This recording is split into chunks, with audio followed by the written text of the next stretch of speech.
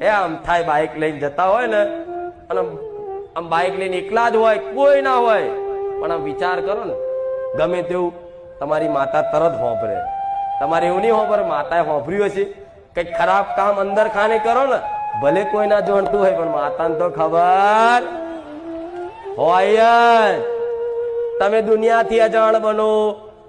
પરિવારથી અજાણ બનો, આખે જગતથી અજાણ બનો, પણ દેવી શક્તિનો કેમેરો ઓનલાઈન 24 કલાક હોય, એ તમને જોતી જ હોય. પણ તમારી મજબૂરીના કારણે, તમારા કોઈ પૂર્વ અભ્યાસના કારણે તમારી કોઈ ખરાબ આદતો છૂટતી ના હોય તો એને પ્રાર્થના કરજો કે માં મારી આદત થઈ જઈ છે, મારી આ કુટેવ થઈ જઈ છે માં, તો માં